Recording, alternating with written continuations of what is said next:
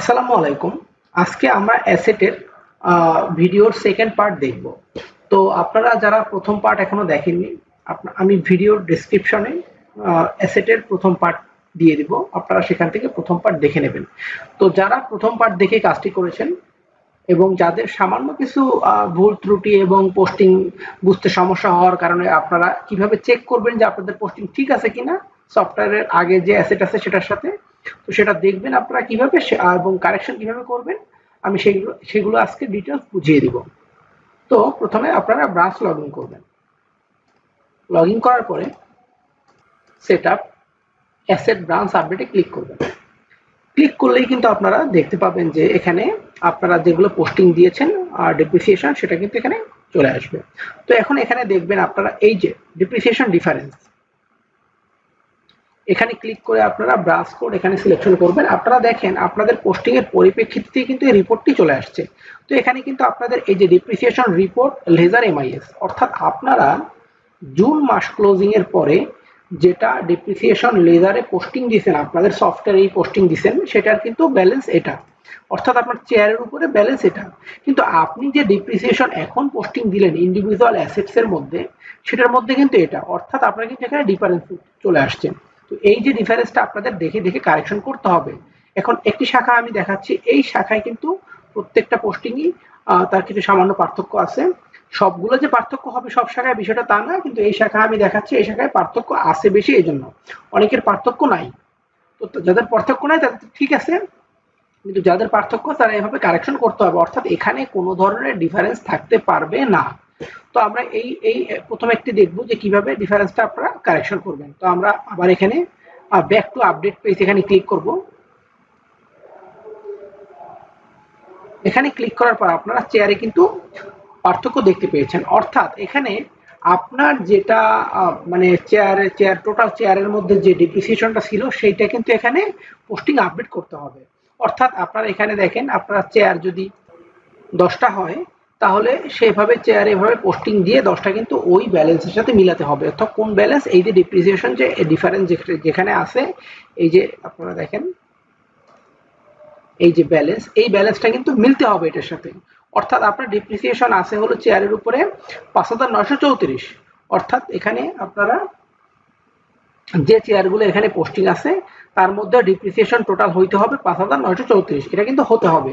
এটা পোস্টিং এখান থেকে আপনারা আপডেট করতে পারবেন, এখানে ডিপ্রিসিয়েশন কারেকশন করে আবার অ্যাপ্লাই চেঞ্জ দিতে পারবেন। এইভাবে আমরা আপনারা পোস্টিং দিয়ে এখান থেকে চেক করবেন। এখান থেকে চেক করেই কিন্তু ওখানে ডিপ্রিসিয়েশনটা আপনারা ঠিক করতে পারবেন। তো অর্থাৎ আপনারা যতগুলো পার্থক্য আছে প্রত্যেকটা পার্থক্য এখান থেকে কারেকশন করে ঠিক করতে পারবেন।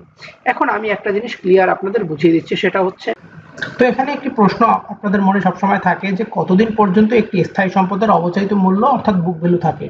তো এক্ষেত্রে আমাদের সংস্থার একটি ফরম্যাট আছে, একটা চিঠি আছে, সেই চিঠিটাও আমি আপনাদের দেখিয়ে দিচ্ছি। অর্থাৎ এখানে দেখেন আপনারা আসবাবপত্রের মধ্যে চেয়ার, টেবিল, আলমারি, শেফ, ক্যাবিনেট, বেঞ্চ, খাট ইত্যাদি অবচয়ের হার হচ্ছে 10%। ডিপ্রিসিয়েশন মানেই হচ্ছে অবচয়। তো 10% করে কাটে, 10% কাটলে 100 টাকা যদি হয় তাহলে 10% করে কাটলে 10 বছর থাকে। মানে সেম ভাবেই কম্পিউটার 20% করে, আবার মোটরসাইকেল 20% করে, কিছু আছে 25%। তো এরকম আপনার সম্পদের ধরন অনুযায়ী আপনার পার্সেন্টেজ কাটে। তো 1,000 টাকা ধরেন এই একটি টেবিলের মূল্য। তো একটি টেবিলের মূল্য যদি 1,000 টাকা হয়, 10% হারে যদি তার ডিপ্রিসিয়েশন কাটে, তাহলে 10 বছর যদি ডিপ্রিসিয়েশন কাটে, তো আপনার 1,000 টাকায় হচ্ছে ডিপ্রিসিয়েশন কাটে, তাহলে বুক ভ্যালু কত হয়ে যায়? 0। তো সেইভাবে আপনাদের যদি কোনো টেবিল চেয়ার যদি 10 বছর হয়ে যায় বা একটা মানে সম্পদের ধরন অনুযায়ী যদি ডিপ্রিসিয়েশন কাটে, তাহলে আপনারা বুঝবেন সে বুক ভ্যালু নাই, বুক ভ্যালু 0 হয়ে যাবে, অর্থাৎ অবচয়িত মূল্য 0 হয়ে যাবে। তো সেক্ষেত্রে আপনারা সেটা হিসাব করেই কিন্তু পোস্টিং গুলো করবেন। কিন্তু আপনারা এখানে অনেকেই পোস্টিং করেছেন যে আপনাদের বুক ভ্যালু ওভার হয়ে গেছে, অর্থাৎ আপনাদের যে বছর ছিল, অর্থাৎ 10 বছর আগে কিনছেন একটা চেয়ার বা টেবিল, সেটার বুক ভ্যালু আপনারা ধরছেন। বুক ভ্যালু কিন্তু ওখানে ধরা যাবে না, যেটা ব্যালেন্স নাই, সেটা ব্যালেন্স নাই, কিন্তু যেটা নিয়মের মধ্যে আছে, আপনাদের চিঠি অনুযায়ী নিয়মের মধ্যে যেটা আছে সেটা কিন্তু বুক ভ্যালু ধরতে হবে। আগে দেখবেন যে এর আসলে বুক ভ্যালু আছে কিনা। সেই বুক ভ্যালু যদি না থাকে সেটা কিন্তু এই যে অবচয়ের মধ্যে আসবে না, সেটা বাতিলের তালিকায় চলে যাবে। অর্থাৎ আপনারা পোস্টিং দেওয়ার সময় সেই পারচেস ডেট যেটা, অর্থাৎ ক্রয়ের তারিখ কিন্তু দেখবেন, দেখে তারপরে পোস্টিং দিবেন। যারা এখনো ভুল পোস্টিং দিবেন সেটা কিন্তু ঠিক করে আপনারা পোস্টিং দিবেন, অর্থাৎ এখানে কোনো ডিফারেন্সও থাকতে পারবে না।